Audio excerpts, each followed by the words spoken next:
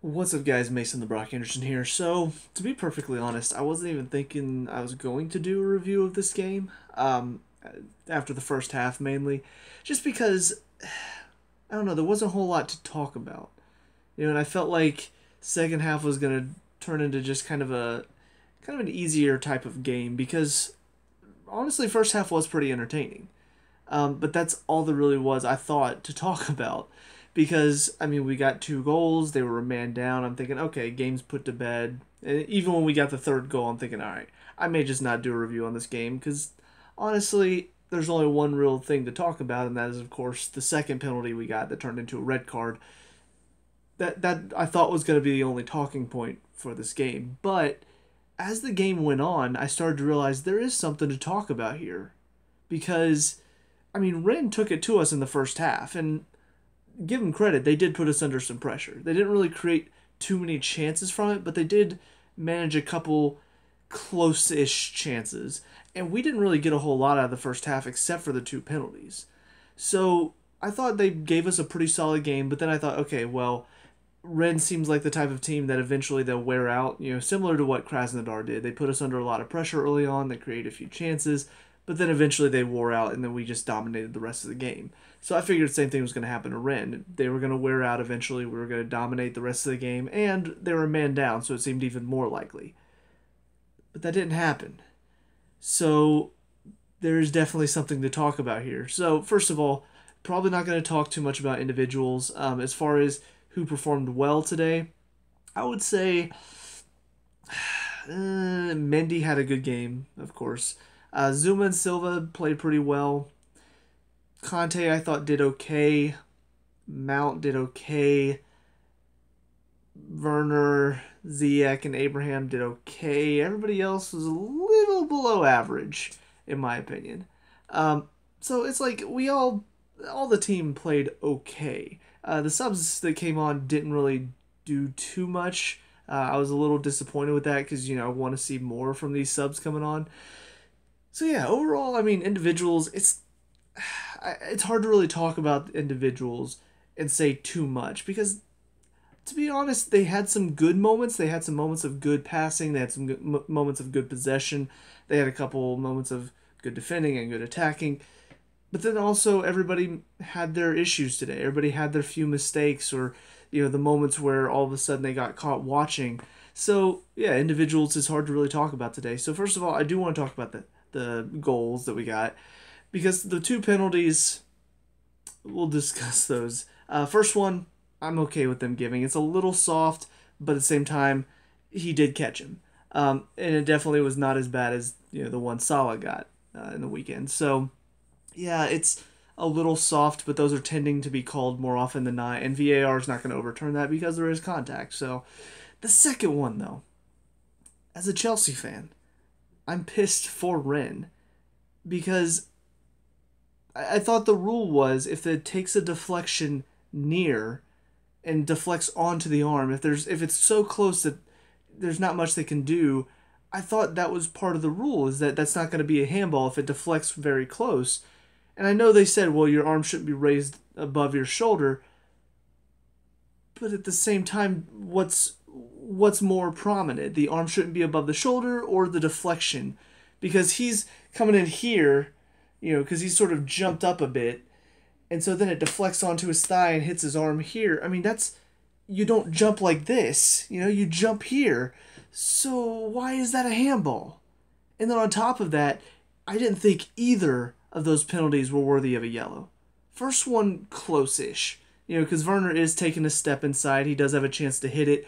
So, yeah, you could argue he's not necessarily denying an obvious goal-scoring opportunity, but it is in the middle of attack. Werner does take a good touch inside, and that'll probably lead to at least a chance. So I can see him giving a yellow for that. But then the second one, how is that even it's hardly even a penalty, and then you're going to give him a yellow for it. And that's his second yellow as well.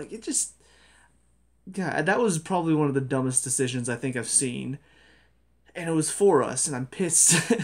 I'm pissed for the other team that we're playing. So, yeah, that obviously, I mean, it puts Rennes on the back foot. Not only are they a second goal down, but also now they're a man down. And then the third goal, very well taken. Good cross in from Reese, and then good finish from Abraham. So all three goals, I think we earned the first one okay. Second one was gifted to us, and the third one we earned. So good to see. But yeah, performance wise, gotta talk about it because, like I said, going into the second half, I'm thinking, I don't know how much of a review I'm gonna get out of this. We're playing okay, but it's kind of easy. They're a man down, and we were gifted one of our goals, so I just don't know if there's much to talk. And then all of a sudden, Rennes have a majority of the possession, and they've created 3 good chances near the end of the game. This is a game you put to bed. This is a game where they just sort of pack it in and hope not to concede too many, not us trying to guard a clean sheet against them. Like, oh my lord. So I do want to talk about, because I noticed some things that led to that led to this sort of the shift where all of a sudden Rennes were the better team with a man less and down 3 goals. First of all, I will say part of it was from their point of view. They sort of just said, screw it. We are 3 goals down. We are a man down. Let's at least try to get something out of this game. Let's at least try to get a goal. So they sort of threw caution to the wind. And sometimes when a team decides to do that, it does benefit them. Whenever they've got nothing to lose, they're already down, and they just sort of go full force all out into the attack. It can create some opportunities for them. So there is that. I'll give them credit for that. But our play dropped in the second half. It's almost like the players were like, we're 3 goals up, we're a man up, we can take it easy. And Rennes weren't taking it easy. And so they were the better team because they were playing harder and we were just sort of dropping off. On top of that, Lampard again makes the bonehead decision to put Jorginho in the middle of the 3. Now, why did we dominate against Burnley? Conte was in the middle of the 3. Conte was breaking up the play. Conte was making sure their midfield, Burnley's midfield, could not play. They could not get passing going because Conte's in there breaking up the play. Today, even in the first half, Rennes had a chance to play through the midfield. Why? Because Conte's not sitting deep. Conte's not blocking off the defense. He's not running around bulldozing everybody that tries to play. He's not playing in his natural position today. I thought Lampard would watch the Burnley game and say, you know what? Conte sitting deep like that, best position. Best center defensive mid. Instead, what does he do? Havertz, you got COVID now, so we got to put Jorginho back in. You know what? Let's just drop Jorginho back in. Let's just drop him back in to be that center defensive mid. I'm sure it won't cause any issues. And we got run by in the second half. Especially when he took Conte out, because Conte was doing a little bit of what he normally does. He was putting pressure. He was making good tackles in the first half. So it was keeping them from having too much joy in the midfield. But as soon as he makes the switch to Kovacic, now not only do you not have Conte in there, you still have Jorginho. So now they're just completely passing by our midfield. Like, our midfield's not even there. Now, I'll give credit where credit's due. Mason Mount did work hard to try to put pressure on, but he's just kind of chasing the ball. He's not really putting good pressure. He's just running, gets passed by, running, gets passed by. He's not really forcing them one way or the other. So as much as I love his hard work, it needs to be smart hard work. It can't just be chase the ball, because then what happens today will happen all the time. Jorginho, again, getting beat for pace, getting beat for strength, diving into challenges. He's not a center defensive mid. I don't care if he's a distributor. I don't care if he can pass. He's not a center defensive mid. If you're going to play him there, you're going to lose the midfield. That's just how it is. Because you're not going to always have possession. So when you lose possession, guess what? You're going to take a while to get it back because you're going to have a center defensive mid that doesn't win the ball back. He has his games where suddenly he turns into the greatest mind reader ever and intercepts like 20 passes in a game. But they're one in like every 15 games he does that. All the rest of them, he's diving in, he's lunging in, he's getting beat, he's getting turned. He's just hardly a factor defensively. And it just opens up so much of our midfield because he dives in, which causes another midfielder to have to come out of position, which opens up space for another midfielder on their team to take up, and then they're running right past our midfield, right at our defense. and yet we want to blame our defenders. I know I'm guilty of blaming the defenders, whenever they make mistakes, but you got to admit we don't really have a midfield that helps us there. That's why we were so hell bent on getting Declan Rice at the during the transfer window. Unfortunately, we didn't, and I think we're suffering for it because if Conte's not in there, guess what? We're not going to do much defensively. That's just the fact of it. Without Conte, unless the other team is just completely inept on the attack, we're going to get beat in the midfield. They're going to get a lot of chances. And thank goodness Mendy is a good keeper now, because that's why we were so struggling last season on defense. Because Kepa was not a good keeper. Jorginho was a terrible defensive mid, and so teams would beat us in the midfield, run at our defense, beat our defense, and then have a shot on a keeper that doesn't want to move. So I'm kind of dumbfounded that Lampard did this again after having Conte there in the midfield against Burnley worked so well. And even if you're not going to put Conte there, at least go with like a triangle in the midfield with like 2 defensive and then 1 attacking and Mason Mount. That way Conte can still sit a bit deeper. Because when you put him as one of the 2 box-to-box, that means he's going to get forward, and when we lose possession, he's not back here doing what he does so well. So, I don't get that. And then also, some of his subs, just, like I said, they didn't really show out today. I don't understand why Emerson's coming on over Azpilicueta, because one, Azpilicueta didn't play in the weekend, I don't think. He didn't play. So I don't know why Azpilicueta's not featuring, Reece James had a great game on the weekend. Don't get me wrong. Chilwell did not. He didn't have a bad game, he didn't have a good game. So why is Azpilicueta not being given a shot at left back so that way Chilwell can get some rest? Because again, he's played nonstop since he's come back from the injury. Players can't do that and always be efficient. Just saying. But then Emerson is your sub.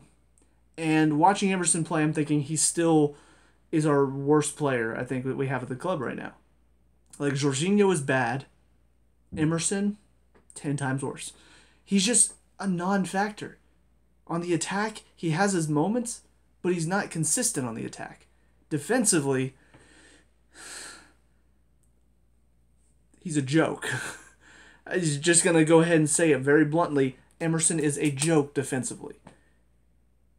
So why is he getting playing time and Azpilicueta is not? Or even go with a back 3 and give Alonso, because we know he can play fullback or wing back well, so why not go with a back 3 and give Alonso a chance? And I realize, well, why would you go against a back 3 against a team like Rennes? Well, a back 3 can still be pretty attacking if your wingbacks are more attacking wingbacks, like we know Alonso can be. So I don't necessarily think a back 3 is always going to be a defensive setup. Sometimes it can contribute in the attack very, very well. But to give Emerson a substitute appearance and then he goes out and shows why he should not ever play for us again, I thought we learned our lesson after he played against Tottenham and then gave them the goal that set up the penalty kick shootout where they beat us. I thought for sure after that horrific display, he didn't even play that much. He played 15 minutes? And in those 15 minutes, he made a stupid error that I thought for sure would just bench him until we sold him.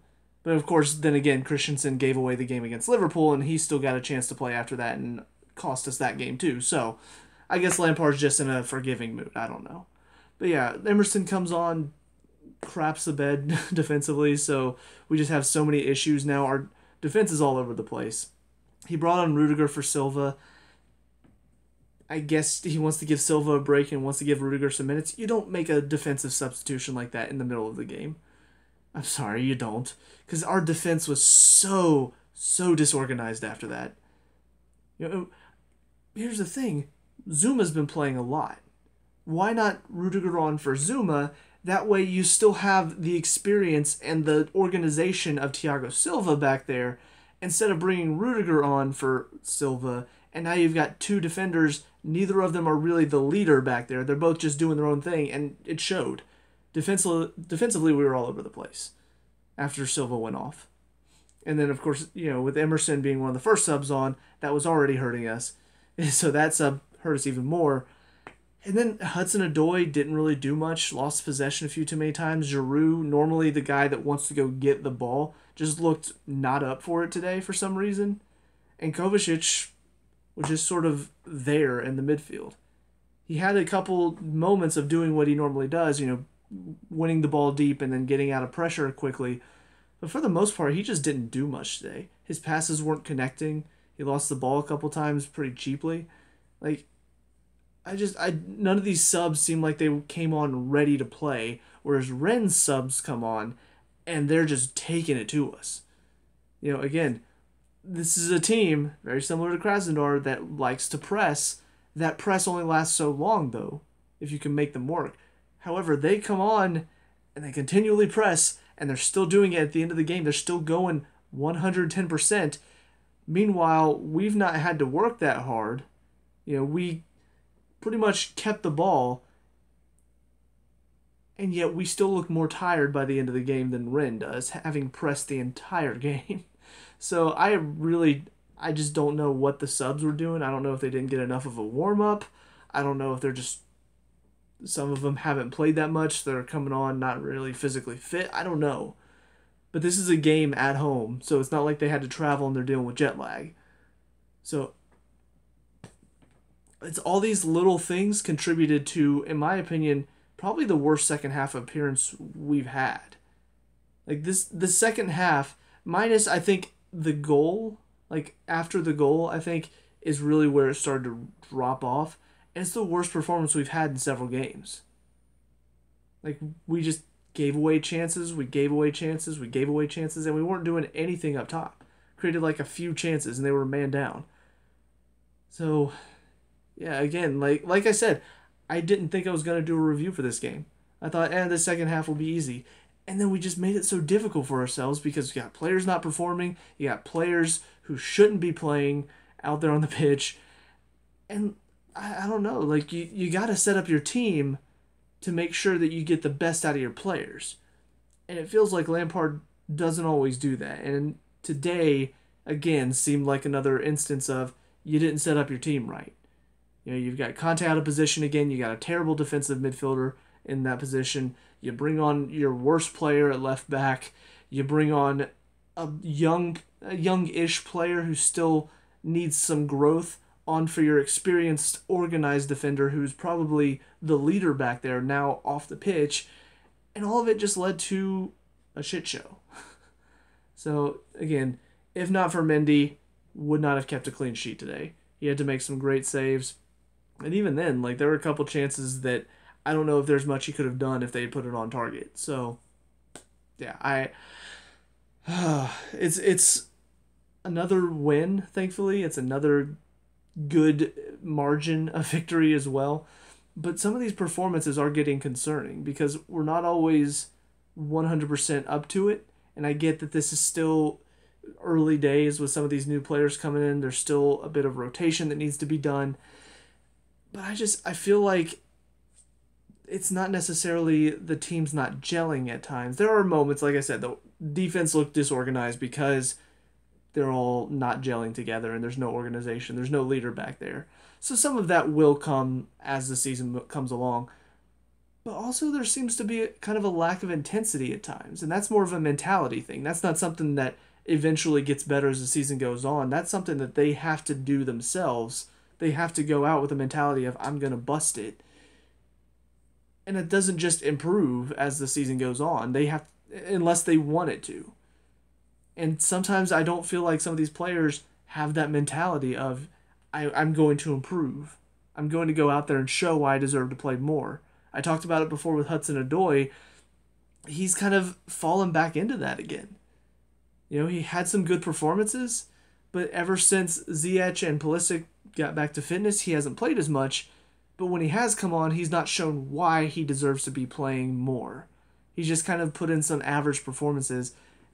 You can't do that. If you want to play more, you got to show why you should be playing more. Giroud, I thought he played pretty well against Burnley. Today comes on and just doesn't really do much.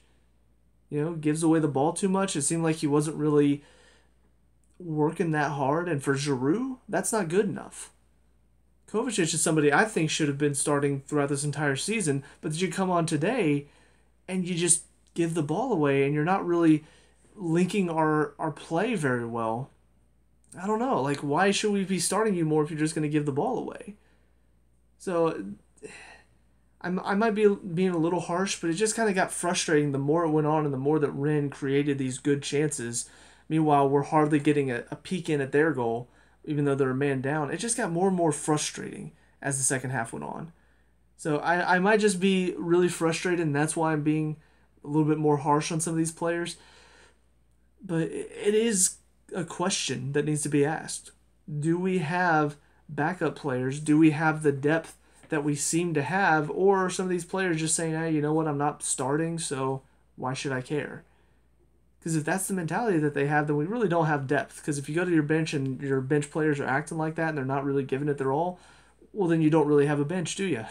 So, yeah, frustrating win again. But we do have Sheffield on the weekend, so they're not having a great season either. Hopefully, we're not their first win. I thought for sure we would probably be Burnley's first win, but hey, we made it past that, so hopefully we can do it again. But anyways, with that being said, let me know what you guys think down in the comment section below. What were your thoughts on this game? Let me know. We can talk about and discuss all that good stuff. Leave a like and subscribe for future Chelsea reviews, and I'll see you guys in the next one. Peace out.